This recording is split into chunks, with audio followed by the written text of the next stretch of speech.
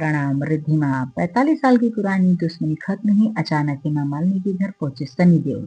देखकर दंग रह गए लोग। मुंबई बॉलीवुड के इतिहास में कुछ तारीखें हमेशा के लिए काले अक्षरों में दर्ज हो जाती हैं। 24 नवंबर 2025 यह वह काला दिन है जब भारत ने अपने चहेते ही मैन धर्मेंद्र जी को खो दिया। लेकिन यह दुखद घटना के बाद मुंबई की एक अंधेरी रात में जो कुछ हुआ उसने पूरी फिल्म इंडस्ट्री को हिला कर रख दिया। क्या 450 करोड़ की जायदाद के लिए सनी देओल ने अपनी सौतेली माँ के घर का दरवाजा खटखटाया, या फिर 40 साल पुरानी नफरत की दीवार ढह चुकी थी? हेमा मालिनी और सनी देओल के परिवार के बीच की दरार कोई नई नहीं थी।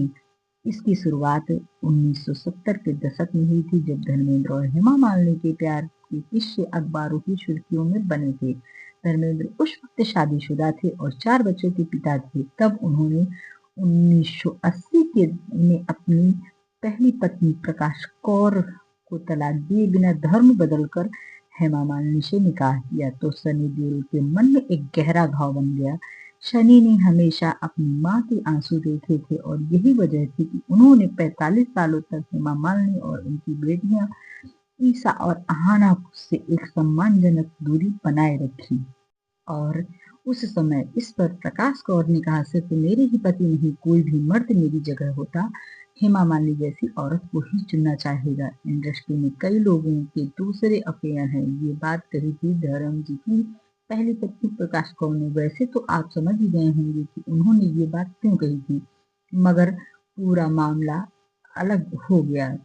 अपनी जिंदगी ही नहीं, निजी जिंदगी को लेकर धर्मेंद्र हमेशा चर्चाओं में बने रहे। पहली पत्नी प्रकाश कौर अपने 4 बच्चों को छोड़कर हेमा मालिनी से शादी की, तब बहुत ज्यादा विवाद हुआ। धर्मेंद्र की आलोचना हर तरफ हो रही थी। हेमा मालिनी भी लोगों के निशाने पर थी उस वक्त जब धर्मेंद्र लोग पर ज्यादा हमलावर हो रहे थे। ये सब जो बातें हैं हमेशा सनी देओल देखते थे। यह किस्सा मीडिया में जब यह खबर आई कि धर्मेंद्र ने अपनी पहली पत्नी को छोड़ दिया और धर्म बदलकर हेमा मालिनी से शादी कर ली, तो उनकी आलोचना शुरू हो गई। धर्मेंद्र के बारे में कई तरह की बातें कही जाने लगी। उन्हें यह कहा जाने लगा कि धोखेबाज बोला गया। धर्मेंद्र को लेकर विवाद बहुत ज्यादा बढ़ने लगा, तो उनकी पहली पत्नी प्रकाश कौर ने उनके बचाव में उतरे। उस वक्त ने अपने इंटरव्यू में प्रकाश कौर ने यही कहा, सिर्फ मेरे ही पति ही क्यों, दुनिया का कोई भी आदमी होगा तो मेरी जगह हेमा मालिनी को ही चुनेगा। इससे धर्मेंद्र की यह प्रेम कहानी सच्चे प्यार, संघर्ष और पारिवारिक जिम्मेदारियों का उदाहरण बन गई। उनकी पहली पत्नी की दरियादिली और हेमा मालिनी की निडरता से इस रिश्ते को विशेष बना दिया। आज भी धर्मेंद्र हेमा की जोड़ी को बॉलीवुड में इतिहास में सबसे पक्की और चर्चित जोड़ी में माना जाता है।